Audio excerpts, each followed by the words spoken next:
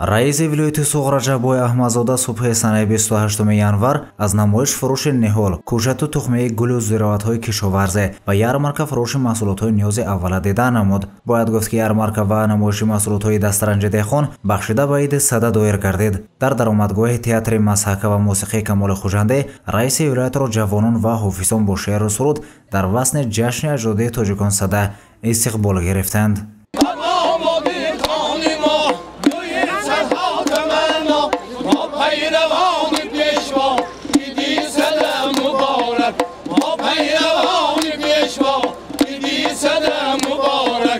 ҳамчунин раиси вилояти Суғд аз хӯрокҳои миллии тоҷикон аз қабили оши палав, оши бурида ва самбусаҳое ки ошпазони моҳир омода намуда буданд дида намуда баҳои баланд дод. таъкид намуд ки анъанаҳои миллии тоҷикон аз қадим барои мо мерос омадааст ва мо онро барои наслҳои оянда нигоҳ дорем. ин файзу баракоти истиқлолият, файзу баракоти ҷаноби олӣ.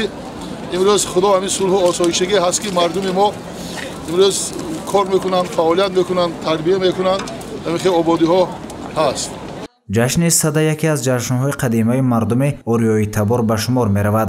моҳияти ҷашни Садаро пирӯзии рӯшноӣ бар тӯракаи гарму бар сармо ва неки бар баде ташкил дода, мардум онро бо афрӯхтани гулханҳои бузург таҷлил мекарданд. Сада ҳамасола дар рӯзи 10 моҳи баҳмани солшумораи ҳиҷрии хуршеде таҷлил мегардад ки баробар ба 3 январи солшумораи мелодӣ мебошад.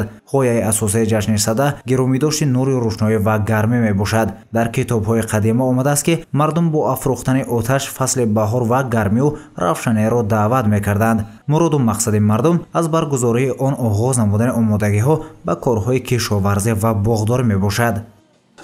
аслан ин ҷашни хеле қадимӣ аст ва дар байни мардуми Хуҷанд ҷашни Садаро аз қадим чиллабуро мегуфтанд. яъне рӯзе ҳаст ки охирин рӯзҳои сарди зимистон ба поён мерасад ва ҷашни Сада ҷашни омодагӣ аст ба Наврӯз.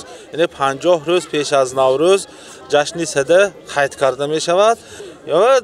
ба худ хос суннатҳои зиёд дорад. масалан дар ҷашни Сада ки дар баъд аз мавсими чилла фаро мерасад, хуб хӯрдани шириниҳо, меваҳои хушк тавсия карда мешавад. дастархони ҷашни Сада аз дастархони Наврӯз фарқ дорад. дар ҷашни Сада бештар ба ширинӣ аҳамият медиҳанд. аз ноҳияи Аш деҳқонон асосан меваи хушк аз қабили зардолу хуш ва ангур аз шаҳри Истарафшан ҳунармандон корд ва олоти меҳнат дар мисоли каланду бел ва ғайраро ба намоиш гузошта буданд ки аз омадомади фасли кишту кор дарак медод. соли охир бо ташаббуси ҷаноби олӣ майдони хуш дар ноҳияи Аш бисёр шуда истод. ҳозир дар ҳама шаклҳои хоҷагидорӣ 1220 гектар майдони хуш аст. соли гузашта соли 2022 истеҳсоли хуш дар ноҳияи Аш 1850 тонна ташкил карди, аслан ба содирот нигаронда шудааст. ҳунарҳои мардумӣ, кортсозӣ, шамшерсозӣ, оҳангарӣ, мисгарӣ, заргарӣ, кундалрезӣ,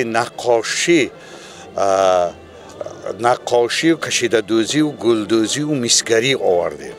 аз фурсати муносиб истифода бурда ба ин ҷашни муборак, паси сар кардани зимистони хунук, омадани баҳор ки ҳамагон медонанд ки Иди Сада 50 рӯз пеш аз Наврӯз ин мо омодагӣ мебинем бо ҳунармандо Наврӯз ба ин маҳсулотҳое ки мебинтон ҳамаш дар тӯли зимистон тайёр шудаасту омодагӣ ба ин ҷашни мубораки Сада.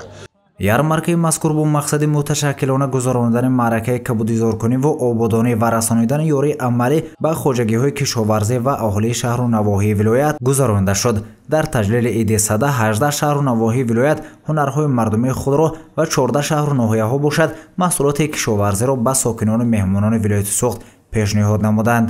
иттифоқи тоҷик матлубот, асосиясияи занбурпарони асал, идораи хӯрокворӣ, риёсати беҳдошти ва амнияти озуқаворӣ, инчунин техника аз ҷониби тоҷик агролизинг дар вилояти Суғд ва бехизаторон аз шаҳру ноҳияҳои шаҳристону деваштич маҳсулотҳои худро барои намоиш ва фурӯш бароварданд. инҷо бештар барои зироатҳои тухмӣ ва монанди ғалладонагиҳо, зироатҳои равғанди, сабзавоту полизиҳо пешниҳоди аҳолӣ гардонида шудааст. ҳамиша бирӯз ба имрӯзам бо низ дар рӯзи ярмарка фурӯши маҳсулотҳои кишоварзӣ бароварда шудааст ва аз бозорҳои нархи бозорӣ 15% با نرخ ارزان فروخته شده است. раиси вилоят ҳамзамон аз растаҳои гуногун ва хаймаҳои идонаи шаҳру ноҳияҳо дида намуд. растаҳои идонаро намояндагони шаҳрҳои панҷакенту айне бобоҷон ғаффорову хуҷанд, ашту исфара ва дигар шаҳру ноҳияҳо бо маҳсулотҳои идона ороста буданд. Субҳон Расулов дар иди сада дар назди омма ба тайёр намудани шириниҳо машғул гардид. дар ҷашни сада ӯ тайёр кардани нишонлоро ба сокинон ва меҳмонони шаҳр нишон дод, зеро касбаш аз падару бобояш мерос мондаасту аз нозукиҳои омода кардани он хабардор аст. барои нишонло тайёр кардан мо ҳамон решаи бехай ҳамона ҷӯшонда обоша соф кара мегирем ба ҳамин мобани чилчӯпти меҷумонем. ҳозир ба ин сафедии тухма қӯш мекунем. кадоме ки вақти бех тайёр мешавад мо қиёма ин ба ҳамроҳ мекунем ва нишонло тайёр мешавад. ба ҳамин бо ташаббуси президенти ҷумҳурии Тоҷикистон муҳтарам Эмомалӣ Раҳмон ҳамасола ҷашни сада дар кишвар таҷлил карда мешавад. гузоришҳои Саид Мухтор Сайданвар, Наимҷон Айбов барои барномаи иттилоотӣ хабар.